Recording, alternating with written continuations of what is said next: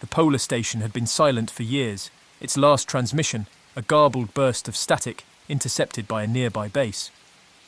Emily, Jack, Sarah and Mike arrived under heavy snowfall, their breath fogging as they unloaded their equipment. The station, named Polaris Outpost, stood dark against the endless white, its antennae covered in ice. "You hear it, don't you?" Mike asked, tilting his head toward the sky. "Hear what?" Sarah replied. "The hum," Mike said. "It's faint, but it's there." Emily frowned. "Let's get inside before we freeze to death." The team pried open the station's main doors, stepping into a dimly lit corridor. The walls were lined with frost, and the air was heavy with the scent of decay. Despite the power being down, the faint hum Mike had mentioned grew louder the deeper they went. "What is that?" Jack muttered, glancing around. "It's coming from the communications room," Emily said, pointing to a door marked Comms Hub. Inside, the room was a mess. Equipment lay scattered on the floor, monitors cracked and flickering. A single console remained intact, its screen glowing faintly. Emily wiped the frost from the surface and frowned. A strange frequency was displayed, the numbers constantly shifting. "What were they tracking?" she murmured. Mike adjusted the dials on a nearby receiver, and a burst of static filled the room. Amid the noise, a voice crackled through, faint and distorted. "Beneath. Ice. Stop the signal." The transmission cut off abruptly, leaving the room in silence. "Did you hear that?" Sarah asked, her voice shaking. Emily nodded. "It's a recording. But from where?" Jack found a logbook on the desk, its pages brittle and yellowed. Flipping through it, he found entries describing the discovery of an unusual signal emanating from beneath the ice. The scientists had been trying to decode it, using increasingly powerful transmissions to amplify their reach. "They were broadcasting back," Jack said, his brow furrowing. "Why?" The answer came in the final entry. "The signal isn't natural. It's responding. We shouldn't have answered."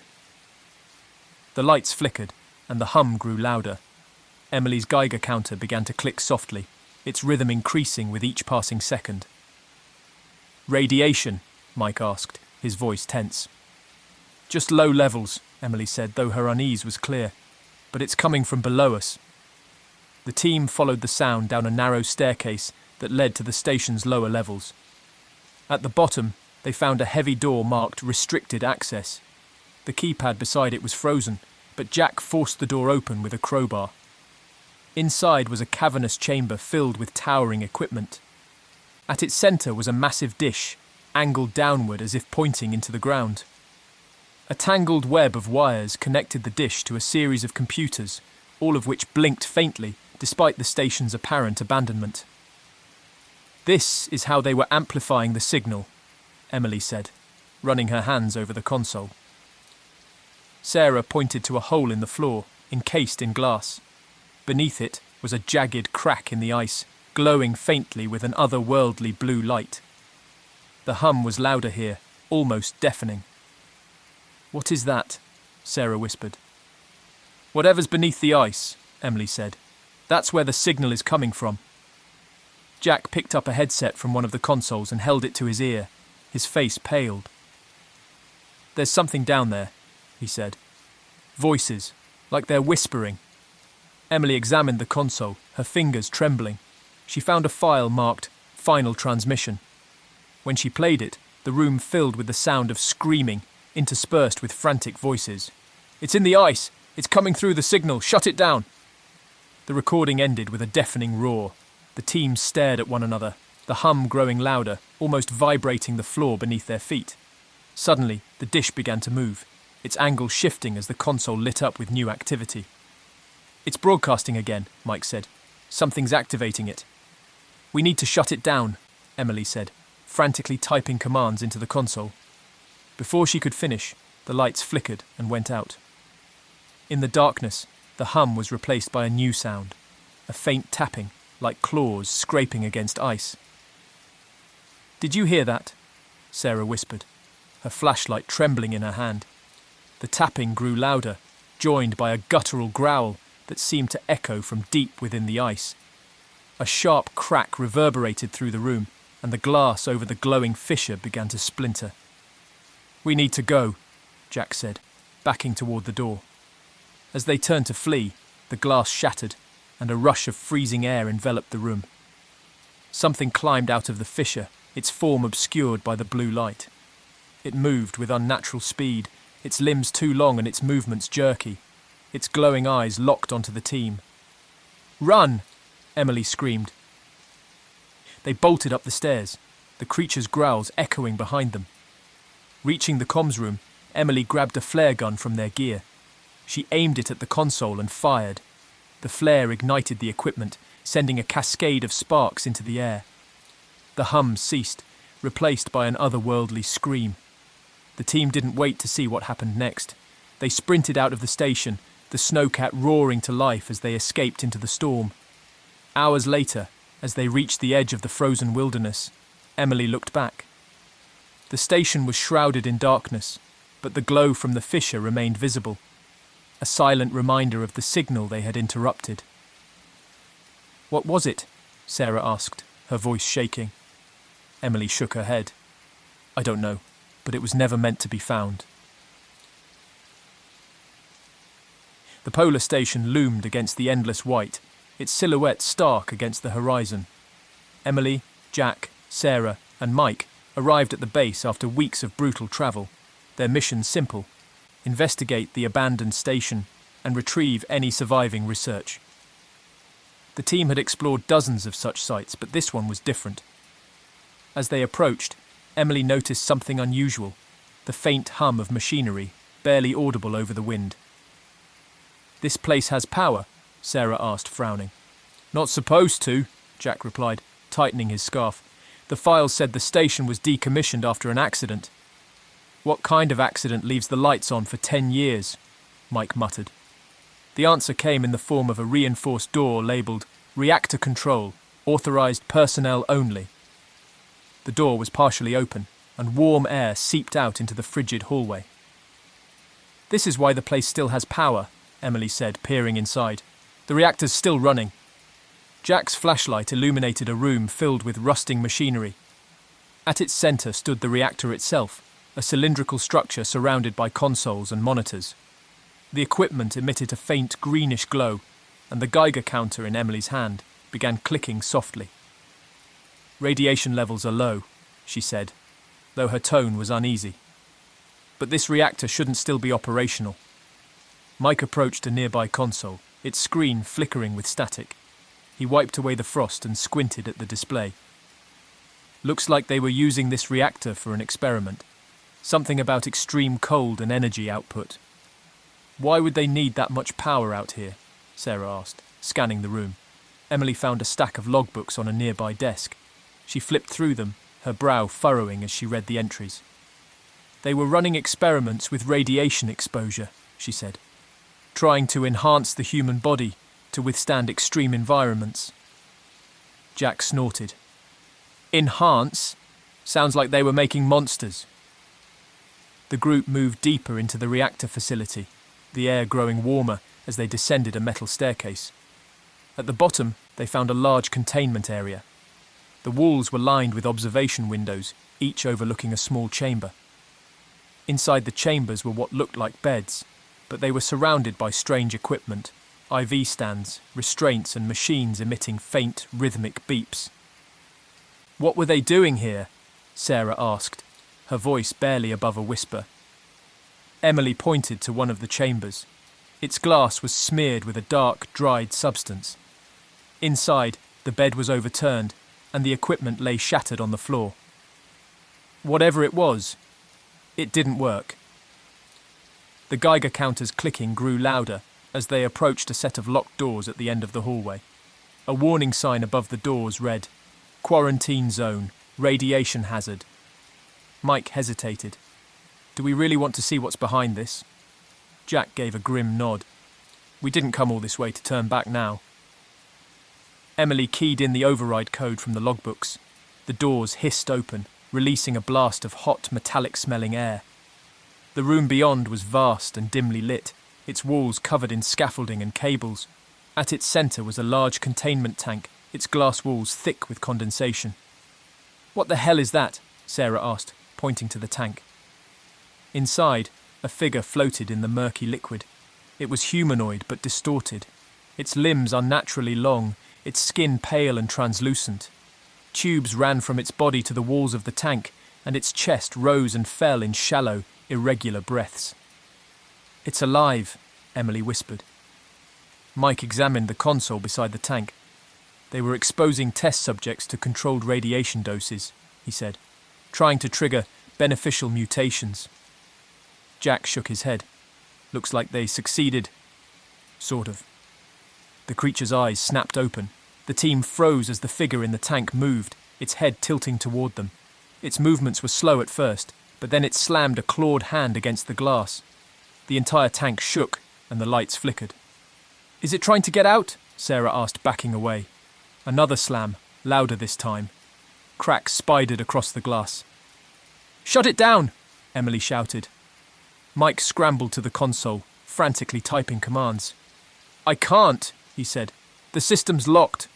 The creature slammed against the glass again, and the tank shattered. A torrent of liquid spilled onto the floor, and the creature collapsed in a heap. It twitched and groaned, its distorted body writhing as it adjusted to its freedom. "Run!" Jack yelled. The team bolted back toward the stairs, but the creature was faster than they'd anticipated. Its long limbs propelled it forward with horrifying speed, its guttural growls echoing through the corridor. At the top of the stairs, Emily slammed the door shut, locking it with a heavy metal bar. "That won't hold for long," she panted. "We need to shut down the reactor," Mike said. "It's keeping this thing alive." The team raced back to the reactor room, the Geiger counter now clicking furiously. Emily found the main console and began inputting the shutdown sequence. The lights flickered, and the hum of the machinery grew louder as the reactor resisted the commands. "Hurry up!" Jack shouted, his eyes fixed on the door. It was already buckling under the weight of the creature's attacks. "Almost there," Emily said, her fingers flying over the keys.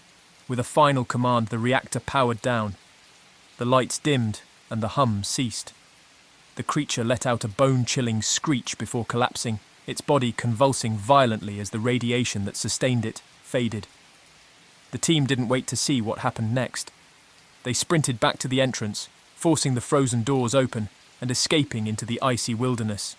Behind them, the reactor room exploded, sending a plume of smoke and ash into the air. As they boarded their snowcat, Emily glanced back at the station. Whatever they were trying to create, they succeeded. Jack nodded grimly, and they paid the price.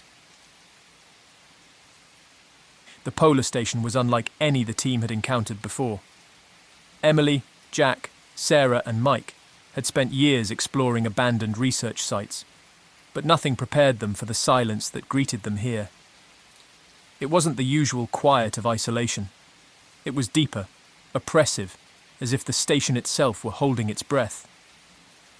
They arrived during twilight, the sun hanging low on the horizon in a never-ending dusk. Snow covered the buildings in thick layers, and the station's entrance was buried beneath drifts. It took nearly an hour to dig their way in. "Looks like nobody's been here in decades," Mike said, kicking open the frozen doors.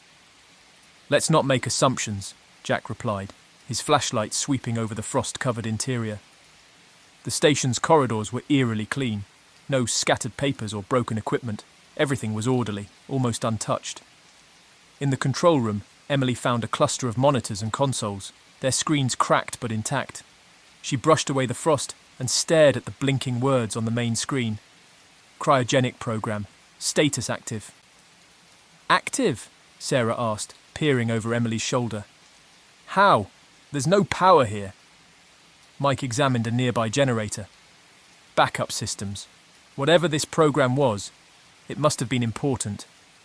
Jack flipped through a series of logbooks left on the console. Most entries were technical jargon about cryogenic research, prolonged stasis, metabolic reduction, but one note stood out. The handwriting was hurried, nearly illegible. Experiment compromised. Containment breached. Do not open. "Do not open what?" Jack murmured. The answer came moments later, when they discovered a sealed chamber at the far end of the station. The heavy steel door was marked with biohazard symbols, along with the word "Sleepers" stenciled in faded paint. A keypad next to the door still glowed faintly, the numbers frosted over but functional. "I have a bad feeling about this," Sarah said, taking a step back. Emily, however, was already at the console. She hesitated, then keyed in a simple override code. The door groaned, releasing a blast of frigid air as it slid open. Inside, the chamber was colder than the rest of the station. A row of cryogenic pods lined the walls, their surfaces covered in frost. Most of the pods were still sealed, their status lights blinking green, but one was dark, its lid shattered. The glass fragments lay scattered on the floor, the frost beneath them tinged with something dark. Blood. "Oh no," Sarah whispered, her breath visible in the cold. Emily stepped closer to examine the broken pod. "Subject Theta," she read aloud from the plaque at its base. "The others are labelled Alpha, Beta, Gamma." "Where's Theta now?" Jack asked, his voice tight. Mike scanned the room, his flashlight catching scratches on the walls, deep gouges that ran from the broken pod to the chamber's exit. "I think we know where they went." The group retreated to the main corridor, the sense of unease growing. Emily carried a stack of documents she'd found in the chamber. As they reviewed them in the control room, the picture became clearer and more horrifying. "They were testing stasis on living subjects," Emily said, flipping through the pages. "But there were side effects. Subjects experienced hallucinations, aggression, physical changes." "Changes like what?" Sarah asked. Emily showed her a sketch from the files. It depicted a human figure, but its limbs were elongated, its eyes black and hollow. "Mutations caused by prolonged cellular damage. They called it stasis degeneration." The Geiger counter in Mike's hand began to click softly. "Something's wrong," he said, standing abruptly. The sound of scraping metal echoed from the direction of the sleeping chamber. The group froze. The scraping grew louder, closer, as if something heavy was dragging itself through the corridors. "Back to the Snowcat," Jack said, his voice low. "Now!" They moved quickly, grabbing their gear and heading for the exit. The scraping sound followed, accompanied by a low, guttural growl. When they reached the main door, Emily stopped. "It's blocked," she said, her voice trembling. The snowdrift they dug through earlier had collapsed, sealing them inside. The growling grew louder, joined by the faint sound of laboured breathing. Jack raised his flashlight, its beam cutting through the shadows. At the end of the hallway stood a figure, its frame bent and twisted. Its skin was pale and translucent, veins dark beneath the surface. Its eyes glinted black in the light, hollow and unblinking. "That's Theta," Emily whispered. The creature tilted its head, then charged. The team scattered, scrambling down separate hallways. Emily and Mike ducked into the control room, slamming the door behind them. Jack and Sarah disappeared into the storage area, their radios crackling with static. In the control room, Mike fumbled with the generator controls. "We can overload it," he said. "Blow the power systems." Emily hesitated. "That could bury the whole station." "Better the station than us," Mike said, his fingers working quickly. Meanwhile, in the storage room, Jack and Sarah barricaded themselves behind shelves. Theta's growls echoed outside, followed by the sound of splintering wood. "Hurry up, Mike," Jack muttered into his radio. The creature broke through moments later, its distorted frame barely fitting through the doorway. Jack grabbed a metal pipe, swinging it wildly. The creature snarled, knocking him aside with unnatural strength. In the control room, the generator's hum grew louder. "It's ready," Mike said. "Go!" Emily threw the main switch, and the lights in the station flickered violently. A deep rumble shook the walls as the generator overloaded. Theta froze, its head snapping toward the source of the sound. The explosion ripped through the station, sending shards of metal and ice flying. Emily and Mike were thrown clear, landing in the snow outside as the building collapsed behind them. Jack and Sarah didn't make it out. As Emily stared at the smoking ruins, she whispered, "It's still down there." The research team arrived at the abandoned polar station just as the first signs of a storm began rolling in. Emily, Jack, Sarah, and Mike had braved weeks of travel to reach this desolate outpost, a station shrouded in mystery after all contact was lost 10 years ago. The cause of the station's abandonment was officially listed as a catastrophic equipment failure, but whispers of strange transmissions and erratic behavior among the scientists had kept the truth buried. The buildings loomed against the horizon, their metal exteriors frosted over and weather-beaten. Emily squinted into the swirling snow. "Looks intact," she said. "Too intact," Jack muttered, "like they just vanished." The team pushed open the station's main doors, their boots crunching on the icy floor. The interior was eerily preserved, with desks still covered in scattered notes and mugs frozen mid-sip. The air was thick with silence, broken only by the faint howl of the wind. Mike activated his portable scanner. "Getting faint power signatures. Some systems are still running." "Good," Emily said. "Let's figure out what happened here." The team split up, exploring the base. Jack found a rack of weather-worn parkas near the entrance, each one tagged with a name. "They didn't take their gear?" he said aloud, his voice echoing. "Wherever they went, they weren't planning to leave." Sarah entered the communications room, where an old radio set sat covered in frost. She wiped the ice away and flipped through the logs. Most entries were routine, updates on weather patterns, supply inventories, but the final log stood out. January 16th, hearing it again. Low hum, barely audible. Everyone is irritable. The storm doesn't end. Requesting extraction. Below that, in scrawled handwriting. Can't sleep. We're not alone. Sarah frowned, her unease growing. "Emily, you need to see this," she called out. Before Emily could respond, Mike's voice crackled over the radio. "Found something in the lab. You're going to want to take a look." The team regrouped in the station's laboratory, where Mike stood beside an array of strange equipment. He gestured to a console still faintly glowing. They were running experiments with low-frequency sound waves. Looks like they were testing their effects on human psychology. "What for?" Jack asked. "No idea," Mike said, "but the results aren't promising." Emily flipped through a nearby logbook. Subjects report hallucinations, insomnia, and heightened aggression.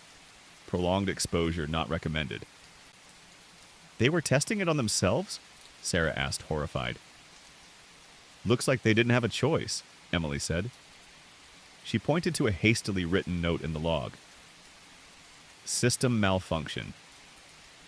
Unable to shut down." A loud crack echoed through the base, cutting their investigation short. "What was that?" Jack asked, his voice tense. Mike's scanner began emitting a faint whine. "Something's interfering with the signal. The storm?" Emily shook her head. "No, it's coming from inside." The sound grew louder, a low, rhythmic vibration that seemed to resonate through their bones. The lights flickered, and the wind outside roared louder, as if the storm itself were reacting. "Shut it off!" Emily shouted, pointing to the console. Mike frantically worked the controls, but the equipment was unresponsive. The vibration intensified, and Sarah clutched her head. "I can hear it," she said, her voice trembling. "It's in my head." Jack grabbed her arm, pulling her toward the door. "We need to get out of here." The team stumbled back into the main hallway, but the sound followed them, an invisible pressure that seemed to warp the air. As they neared the entrance, the wind outside grew deafening, snow battering against the windows. Emily stopped short, her eyes widening. "What is that?" she whispered. Through the window, they saw dark shapes moving in the storm. Shadows of figures, impossibly tall and distorted, walking against the wind. They moved with an unnatural fluidity, their forms shifting as if they were part of the storm itself. "They're not real," Jack said, his voice shaking. "It's the vibrations. It's messing with our heads." But the shadows drew closer, their movements deliberate. The team bolted toward the exit, only to find the door frozen shut. "We're trapped," Sarah said, panic rising in her voice. Emily scanned the hallway, spotting a ladder leading to the roof. "Up there!" she shouted. They climbed to the top of the station, the wind nearly knocking them off balance as they emerged onto the roof. The shapes were all around now, circling the base, their forms flickering in and out like a dying signal. "We can't stay here," Mike said, his teeth chattering. Emily pointed to the snowcat parked near the edge of the station. "We make a run for it, no stopping." The team descended the ladder and sprinted across the frozen landscape, the figures closing in around them. The storm seemed alive, the wind pushing against them with unnatural force. By the time they reached the vehicle, Sarah was lagging behind, her breath coming in shallow gasps. "Go!" she screamed, pushing them forward. Jack grabbed her arm, dragging her inside as Mike started the engine. The snowcat roared to life, plowing through the storm. Inside, the vibration faded, replaced by the hum of the engine. The team didn't stop driving until the base was a distant memory, the storm swallowed by the horizon. Sarah leaned back, her eyes hollow. What were they trying to prove? She asked. Emily didn't answer. She stared out the window, the shadowy figures burned into her mind. Whatever the station's experiments had awakened, it was still out there, waiting in the whiteout. The polar station known as Camp Halley had been abandoned for nearly a decade, its skeletal remains buried under layers of snow and ice. When the new research team arrived, their goal was simple: retrieve the logs and samples left behind by the original team for further study. Emily, Jack, Sarah, and Mike were seasoned scientists, but even they couldn't shake the eerie silence of the camp as they unloaded their gear. The main lab building loomed ahead, its windows frosted over and its door slightly ajar. Inside, the air was bitterly cold, and a faint chemical odor lingered. The group's breath fogged as they moved through the narrow hallways, their footsteps muffled by the icy floor. Everything seemed untouched, as if the previous occupants had simply vanished. "This must be it," Jack said, stopping in front of a reinforced door labeled Ice Core Lab. Emily nodded, her gloved hand tracing the faded letters. This is where they worked on the core samples. The team pushed the door open to reveal a room filled with high-tech equipment, much of it covered in frost. At the center of the room was a large, cylindrical container. Its surface was encased in ice, but the faint glow of power indicators suggested that some systems were still active. "They left the refrigeration unit running?" Sarah asked, incredulous. "It's probably automated," Mike replied, checking the control panel. "But why didn't they come back for it?" Emily opened a logbook left on the workstation. The pages detailed the extraction of an ice core from a depth of over 3 kilometers, where conditions had preserved it for millennia. The entries were meticulous at first, detailing the discovery of prehistoric microorganisms trapped within the core. But as she flipped further, the handwriting grew erratic, the notes harder to decipher. "Sample contamination suspected. Subjects exhibiting abnormal behavior. Symptoms worsening. Quarantine initiated." "What symptoms?" Emily murmured. She turned to the final page where a single word was scrawled in shaky letters. "Run." A chill ran down her spine. "We need to be careful with this." As the team examined the lab, Sarah found a row of vials stored in a freezer. Each contained a clear liquid with faint, swirling particles suspended inside. "Are these the microorganisms?" she asked. "Looks like it," Mike said, carefully lifting one. The vial was warm to the touch despite the sub-zero environment. "That's strange."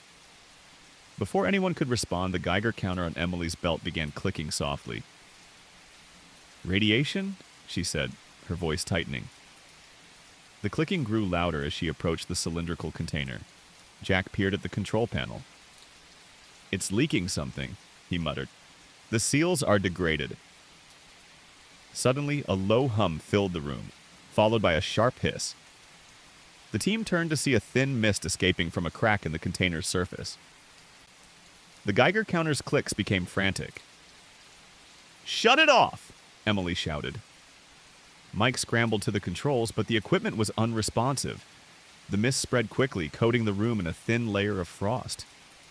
Jack grabbed Sarah's arm, pulling her toward the exit. Out, now! They stumbled into the hallway, coughing as the cold air burned their lungs. Emily slammed the lab door shut, her hands trembling. What was that?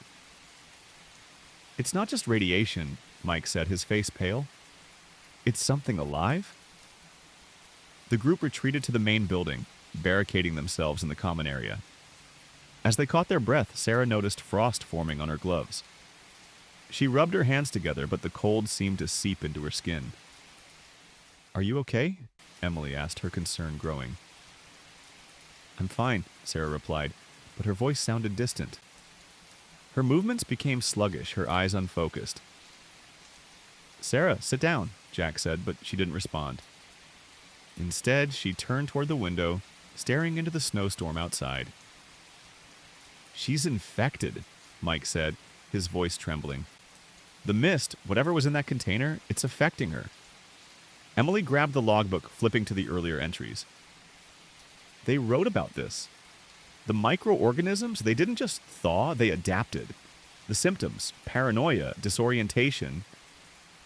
She trailed off, her eyes widening. They spread through contact. A loud crash interrupted them. Sarah had thrown a chair against the window, her breaths visible in the icy air. Her skin was pale, her veins darkened and visible beneath the surface. She turned to face the group, her lips curling into an unnatural smile.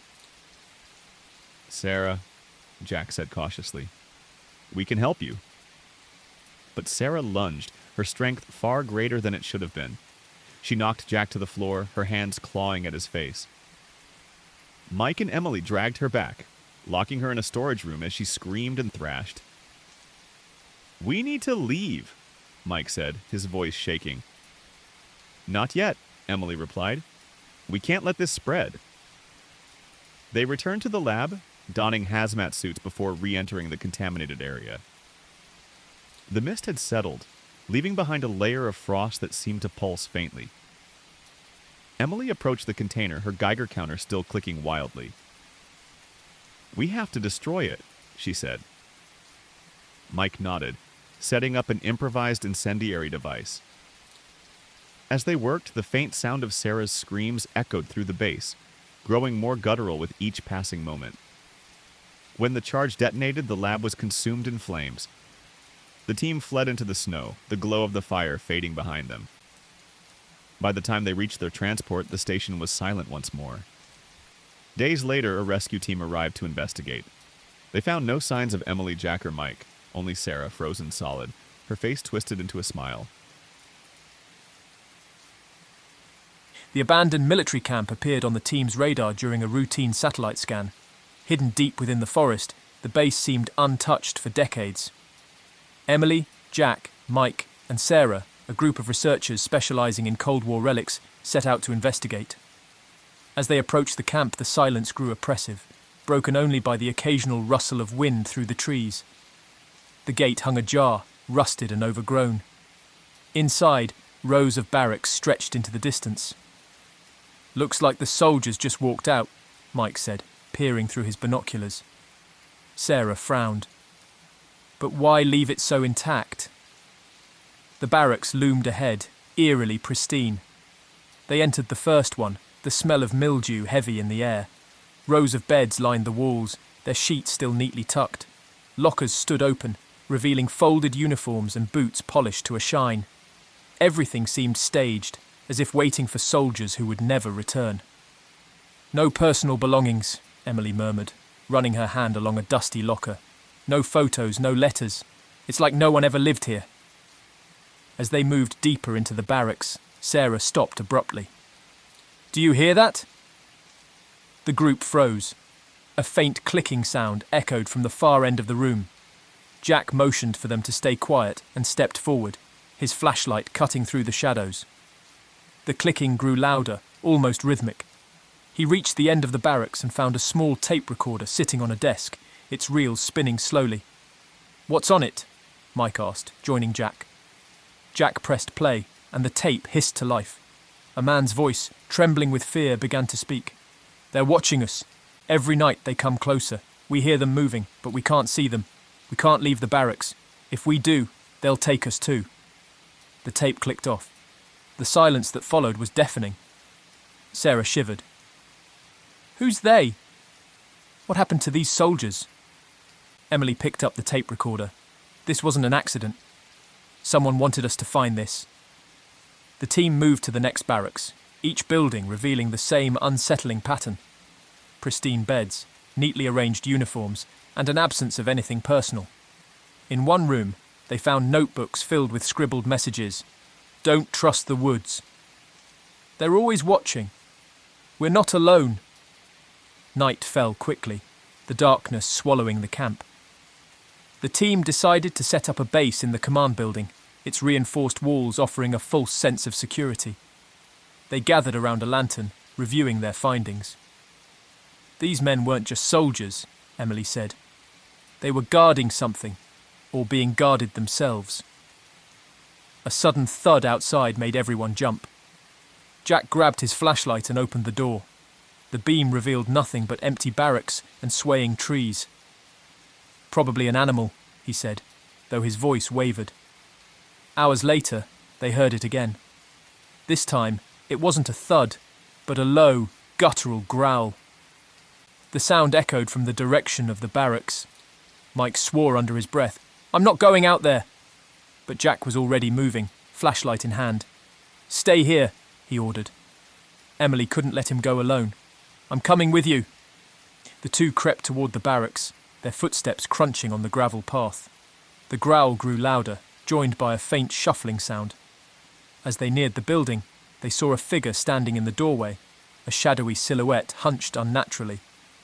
"Who's there?" Jack called out, his flashlight illuminating the figure.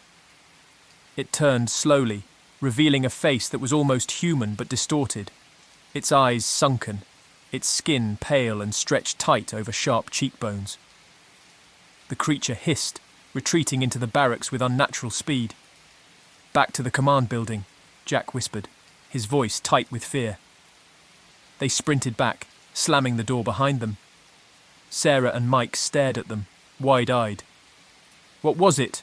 Sarah asked. "I don't know," Jack said, "but it's not human." The growls grew louder, now accompanied by scratching at the walls. The sound seemed to come from every direction. Emily's mind raced. "It's the soldiers," she said, "or what's left of them. They didn't leave. They changed." The scratching stopped suddenly, replaced by silence. The team held their breath, the tension suffocating. Then the lantern flickered, plunging the room into darkness. When the light returned, Mike was gone. His chair lay overturned, his belongings scattered on the floor. A trail of blood led to the door. "We have to leave," Sarah whispered, tears streaming down her face. Jack nodded, grabbing the remaining gear. The team bolted for the gate, the growls and shuffling sounds chasing them through the camp. They didn't stop until they reached their vehicle, the engine roaring to life as they sped away. As they drove, Emily looked back at the camp. In the moonlight, she saw figures standing in the barracks doorways, their eyes glowing faintly. They watched in silence as the researchers disappeared into the night. Days later, the team returned with reinforcements, but the camp was empty. The barracks were still pristine, the beds made, the uniforms untouched. Of Mike, there was no trace, only a new message scrawled on the wall of the command building. "We are still here." The towering radio mast was the first thing the team saw as they approached the abandoned military base. Rising above the decaying buildings, it seemed almost intact despite years of neglect. Emily, Jack, Sarah and Mike paused near its base, staring up at its skeletal frame. "Still standing," Emily muttered, shielding her eyes from the sun. "Not just standing," Mike added, holding up his receiver. "It's broadcasting." "What?" Sarah asked, her tone sharp. "There's no power here." "Then explain this." Mike turned a dial, and faint static gave way to a distorted voice. "Evacuation. Containment breached. Return to protocol." "It's a recording," Jack said, "on a loop." The team exchanged uneasy glances. Let's see where it's coming from, Emily said, gesturing toward a small shack at the tower's base. The door creaked as Jack pushed it open. Inside, they found rusting equipment and a control panel. The air was stale, carrying the faint scent of burning wires. The Geiger counter Emily carried began a soft but steady clicking. Mike approached the console, scanning its dials and switches. "This shouldn't be running," he said, tapping a glowing indicator light. "No power grid, no generator. How is this thing broadcasting?" Sarah picked up a stack of logs from a nearby desk. The pages were filled with coordinates and hastily scrawled notes. Interference increasing. Unknown signal detected. Personnel missing. Cause unconfirmed. What were they tracking? Sarah murmured. Emily flipped through another logbook, her brow furrowing. "These dates are from 20 years ago," she said. "But the last entry, it's just 2 months old." Before they could process the implications, the recording looped again. This time the voice was louder, clearer. "Do not leave the signal. They are listening." A chill ran through the room. "Who's they?" Sarah asked. "We'll find out soon," Jack said, pointing to a ladder near the shack's rear. It led to an underground hatch, partially concealed by overgrown vines. "We're really going down there?" Mike asked, hesitating. Jack smirked. "Why not? It's what we're here for." The ladder descended into darkness, the air growing colder as they climbed. At the bottom, the team found a corridor lined with flickering emergency lights. The walls were reinforced with steel, and the faint hum of machinery echoed through the space. "This place looks operational," Emily whispered. "Why wasn't it on the base's layout?" The corridor opened into a monitoring station filled with outdated equipment. Screens lined the walls, most cracked or dark, but one still flickered faintly. The image showed a static-filled view of the surrounding forest, the camera slowly panning as though searching for something. Emily approached the screen, her breath catching when she noticed movement in the corner of the frame. A shadow darted between the trees, too fast to identify. "Did you see that?" Sarah asked, stepping closer. Before Emily could answer, the image flickered, and the screen went black. A loud hiss erupted from a nearby speaker, followed by a distorted voice. "We are here." The lights in the room flickered, casting the shadows into disarray. The Geiger counter clicked frantically, its rhythm escalating with every second. "Let's leave," Sarah urged, backing toward the door. Jack ignored her, his flashlight illuminating a sealed door labelled Containment Chamber. A keypad beside it blinked faintly, its green light out of place in the otherwise decaying facility. "Jack, don't—" Emily began, but it was too late. He punched a few buttons, and the door hissed open. The room beyond was cold, its walls lined with viewing windows. Inside each windowless chamber was a chair fitted with restraints. A clipboard on the nearest console read, "Test subjects, audio sensitivity enhancement, side effects, paranoia, violent behavior." Before Emily could process the words, a loud crash echoed from the corridor. The team froze, their flashlights darting toward the sound. The growl that followed was guttural, almost human. "We need to go," Emily said, gripping Sarah's arm. Jack hesitated, his eyes fixed on a faint shadow moving at the far end of the hallway. "It's just an animal," he muttered, stepping closer. The shadow shifted, rising to its full height. It was humanoid but distorted, its limbs unnaturally long, its movements jerky. The creature's eyes glinted in the dim light, black and reflective. "Run!" Jack shouted, his voice breaking. The team bolted back toward the ladder, their footsteps echoing in the narrow space. Behind them, the creature gave chase, its growls reverberating off the steel walls. Emily climbed first, her hands trembling as she scrambled to the surface. Sarah and Mike followed, their breaths ragged. Jack was the last to ascend, but the creature was too close. It lunged, its claws slashing through the air. Jack screamed as it caught his leg, dragging him downward. His flashlight clattered to the ground, its beam flickering before going out. "Jack!" Emily cried, but Sarah pulled her away, slamming the hatch shut. They collapsed on the ground, gasping for air. The radio tower stood silent above them, its once active signal eerily quiet. Emily looked back at the base, her heart heavy. What did they unleash? Sarah whispered. Days later, reinforcements arrived to investigate. The hatch was sealed, and the monitoring station was dark. Only one message remained, carved into the steel near the ladder. We always hear you. The base had been unsettling from the start, but it was the hatch near the centre of the camp that truly unnerved the team. Emily, Jack, Mike and Sarah stared at the heavy steel door embedded in the ground. Its edges were rusted, but the bolts holding it shut looked newer than anything else around.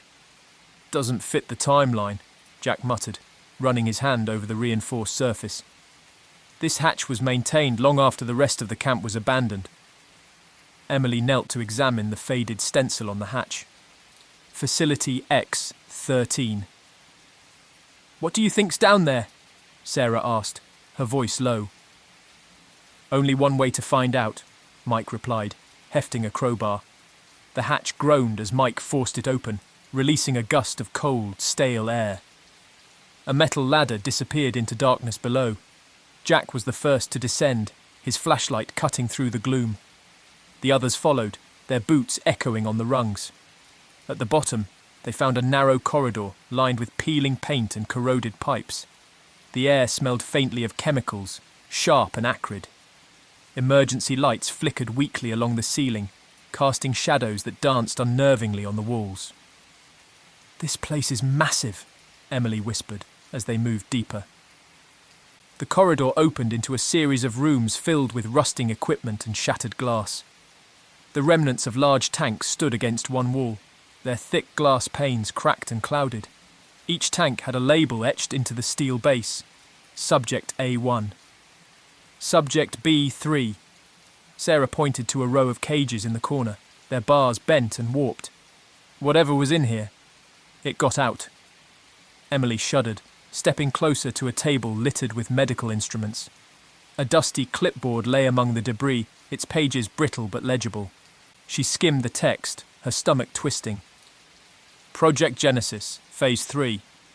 Objective: enhance biological resilience through mutagenic exposure. Initial tests yielded promising results. Subjects exhibit increased strength and sensory capabilities. Side effects: instability, aggression. Mutagenic exposure, Mike said, reading over her shoulder. They were experimenting on people. And it didn't go well, Jack added, shining his flashlight on a dark stain that stretched across the floor. This isn't old blood. The Geiger counter on Emily's belt began clicking softly, its rhythm accelerating as they moved toward a sealed door at the far end of the room. A keypad blinked faintly beside it, its display cracked but functional. Jack punched a few buttons at random, and to their surprise the door hissed open. Maybe we shouldn't, Sarah began, but Jack had already stepped inside. The room beyond was colder, the walls lined with monitors and file cabinets. At its centre was a steel table, surrounded by surgical lights. Shackles hung from its edges, and the surface was stained with rust, or something darker. On the far wall, a large viewing window looked into another chamber. The glass was cracked, but through it, they could make out a shadowy figure slumped in the corner. Jack approached the intercom below the window. "What is that?" he asked, his voice echoing in the silent room. The figure twitched. "Step back," Emily warned, grabbing his arm. The shadow in the chamber moved again, faster this time. It rose to its feet, its movements jerky and unnatural. As the flashlight beams caught it, they saw its full form, a humanoid figure with elongated limbs, its skin translucent and stretched tight over corded muscle. Its eyes were bulbous and black, reflecting the light like twin mirrors. The creature lunged at the glass, slamming into it with a force that rattled the walls. Sarah screamed, stumbling back. "It's alive," Mike breathed, his voice barely audible. Emily found a stack of tapes on a nearby console. She inserted one into the player, and the room filled with the voice of a frantic scientist. "Subject Theta is unstable. The enhancements have progressed beyond control. It recognizes us. It remembers. We've sealed it in the containment chamber, but the glass won't hold forever. If anyone finds this..." The recording cut off abruptly, replaced by static. Another crash reverberated through the room as the creature struck the glass again, a web of cracks spidering across its surface. The Geiger counter clicked wildly, its sound merging with the creature's guttural growls. "We have to leave," Emily said, backing toward the door. As they turned to flee, the lights flickered and went out. The only illumination came from their flashlights, their beams shaking as the team scrambled down the corridor. Behind them, the sound of shattering glass echoed, followed by heavy, uneven footsteps. "It's out!" Jack shouted, his voice breaking. The team raced back toward the ladder, the creature's growls growing louder with every step. Sarah climbed first, her hands slipping on the cold metal. Emily was next, her heart pounding as she felt the vibrations of the creature's pursuit. Jack and Mike reached the ladder last, but the creature was too close. It lunged, its claws slashing through the air. Mike screamed as it caught his leg, dragging him back into the darkness. "Mike!" Emily yelled, but Jack pulled her up, his face pale. They sealed the hatch behind them, collapsing on the ground as the silence of the forest enveloped them. The base below seemed quiet again, but they knew better. Days later, the team returned with reinforcements, but the lab was empty. The shattered containment chamber stood as a silent testament to what they had unleashed. A single message was etched into the steel wall of the lab. It remembers. The research team arrived at the abandoned military camp as the sun dipped below the tree line. The base, hidden deep in the forest, had long been overrun by nature. Elena, Sergei, Pavel and Katya were drawn to the site by rumours of Cold War experiments. The air was heavy, and silence pressed down like a weight. "This place feels wrong," Katya murmured as they passed a rusted sign. "Quarantine zone, restricted access." Sergei waved her off. "Just an old base, let's focus." The camp looked frozen in time. Beds were still made in the barracks, boots lined up neatly, but no personal items, no photos, no letters, remained. The emptiness felt staged, unnatural. In a storage room, Elena found a stack of medical files, each stamped contaminated. They described experiments on soldiers exposed to something called Agent V, a substance that caused paranoia, physical mutations, and violent behaviour. "They were using their own soldiers," Elena said, her voice shaking, "and they failed." Nearby, Pavel powered up a generator, its dim light flickering across a chained metal door marked with biohazard symbols. A key hung nearby, as if daring them to use it. "Let's leave it," Katya urged. "This isn't our business." But Sergei grabbed the key. "We came for answers." The group hesitated before following him into a corridor beyond the door. The walls were streaked with dark stains, the air thick and acrid. Observation windows lined the hall, each overlooking chambers with overturned beds, restraints, and shattered glass vials. One room bore deep claw marks on its walls. A clipboard on the floor read, "Subject 14, extreme aggression, termination recommended." What were they keeping here? Pavel whispered. A metallic clang echoed down the hall. The team froze. Sergei shone his flashlight toward the noise, catching the flicker of a shadow. "Probably just an animal," he muttered unconvincingly. They pressed on, nerves fraying with each step. At the corridor's end, they entered a larger chamber filled with rows of empty containment pods. Some were shattered, others sealed. The air felt alive, buzzing faintly. "This must be where they kept the subjects," Elena said. "But where are they now?" A guttural growl answered her. Flashlight beams converged on a figure hunched in the corner. It was vaguely human, but its elongated limbs and mottled skin betrayed otherwise. Its yellow, reflective eyes locked onto them. "Run!" Sergei whispered. The creature lunged. Pavel screamed as it slammed into him, claws tearing. Elena and Katya bolted, while Sergei grabbed a metal pipe, swinging wildly to buy them time. The women reached the main barracks and slammed the biohazard door shut. Elena fumbled to lock the chains, her hands trembling. "Where's Sergei?" Katya asked, panic in her voice. The growls and slams on the door answered. The hinges buckled as the creature rammed against it, its roars echoing through the building. Finally, the door held, but barely. "We have to go," Elena said, pulling Katya toward the forest. They ran until the camp disappeared behind them, the growls fading into the distance. Only when they stopped to catch their breath did Katya whisper, Do you think it'll follow? Eleanor shook her head, unsure. The creature had been locked away for a reason, and now it was free. Days later, they returned with reinforcements. The camp was empty. The biohazard door hung open, its chains shattered. Of Sergei and Pavel, there was no sign, but fresh claw marks gouged into the concrete told them all they needed to know.